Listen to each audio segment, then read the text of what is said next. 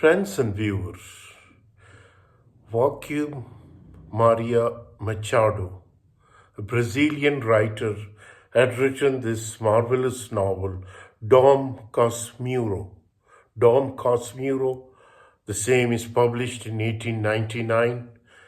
A Brazilian writer, Dom Casmurro, it is in 1899 published.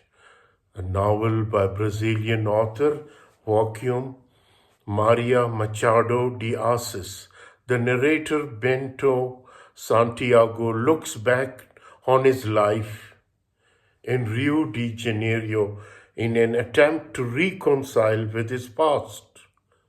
Bento recounts his childhood, affection for Capito, and their marriage, pinpointing the incident that ignited his suspicions for her affair with his close friend Escobar. Embracing ambiguity, the author challenged conventions of his time through the novel's unreliable first-person narrator while navigating the central conflict around the protagonist's jealousy. Dom Casmurro is now considered a classic of Brazilian literature. So, the story of this starts like one day while at home, the 15-year-old Bento Santiago overhears Josh Diaz, a dependent of his family, raising suspicions about his close friendship with neighbor's daughter Capito. In a conversation with cousin Justina and Uncle Cosme, he reminds them of Donna Gloria's pledge to have her son Bento enter the priesthood, and how a romantic involvement could jeopardize her wishes. Reflecting on the conversation, Bento recognizes his affection for Capito, prompting him to visit her. At Capito's home, he discovers their feelings are mutual and they share their first kiss later that day. During the following days, both craft elaborate plans to prevent Bento from entering the seminary, which inevitably fail.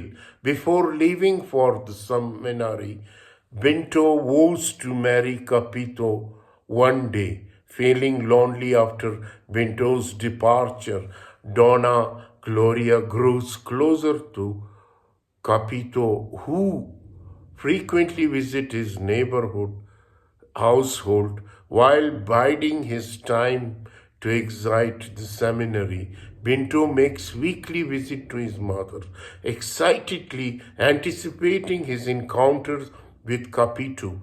During one such visit, he witnessed Capito exchanging a glance with passerby, which sparks intense jealousy within him.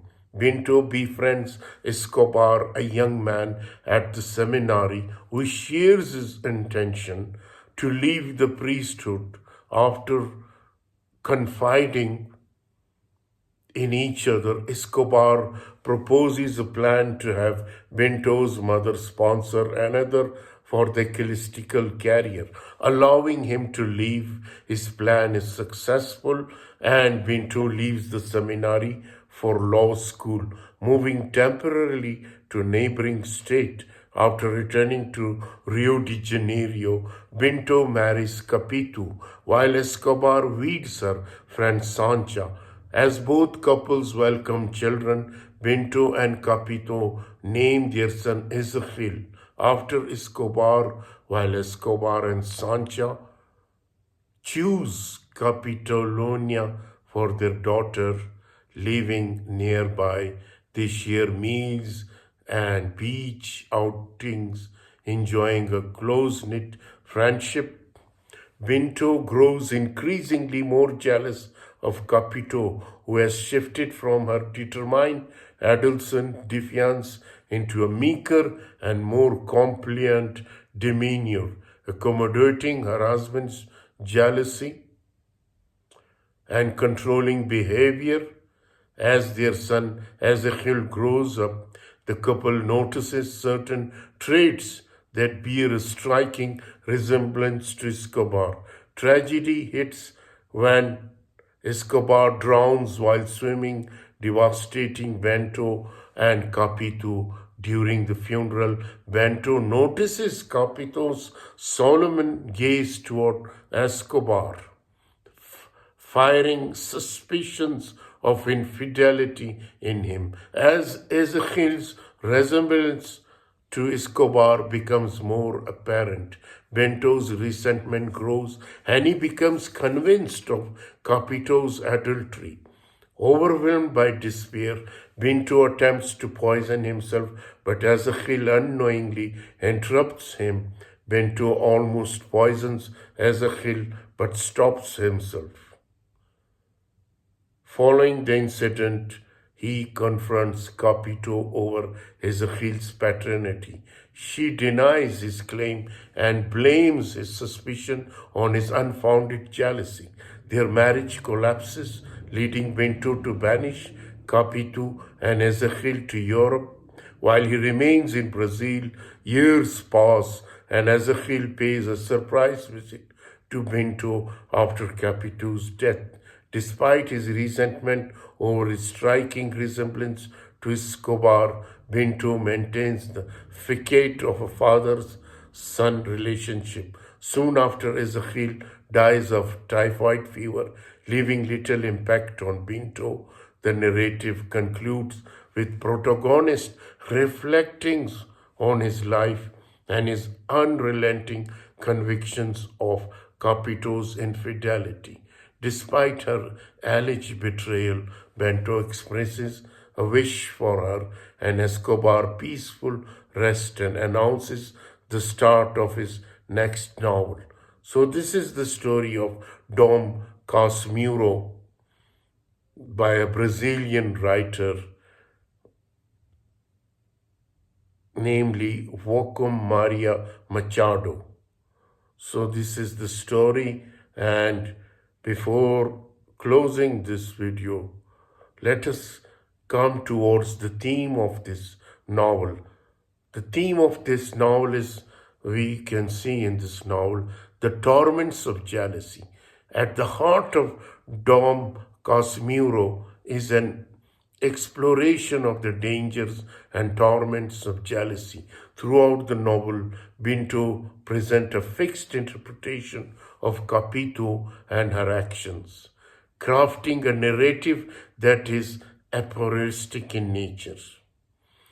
In chapter 72, a dramatic reform, Bento suggests that dramas should begin at the end, exposing the concluding events and only then exploring the leading causes. This proposition mirrors Bento's own approach on Dom Casmurro, where he established with convictions Capito's infidelity and then narrates events in his past that specifically support this notion.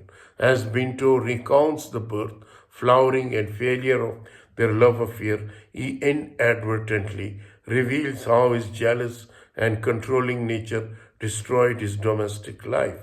While the first chapter explored the beginning of Bento and Capito's connection, Bento as a narrator interjects a cast, a shadow of suspicion or seemingly naive interaction. Bento's criticism of Capito's adolescent behavior suggests that his understanding of her has evolved over time. He links Capito's ability to compose herself under pressure to talent for deception. There are things that one learns late. One must be born with them to do them early. So this is the theme of this novel, Dom Casmurro by Joaquim Maria Machado. Thank you very much for your patience.